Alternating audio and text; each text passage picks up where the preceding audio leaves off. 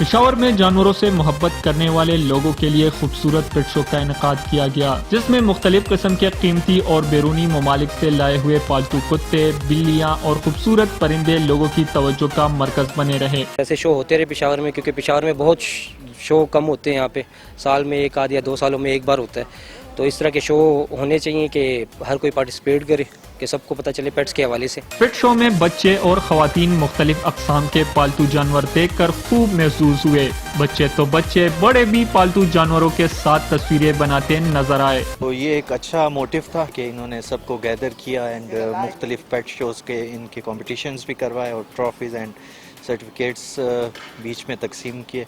سو یہ ایک اچھا موٹیو تھا، انیشیٹو تھا۔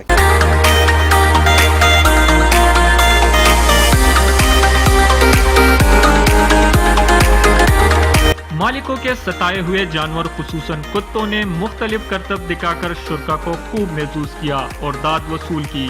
سید فرحان شاہ، پختونخوا ریڈیو، مردان۔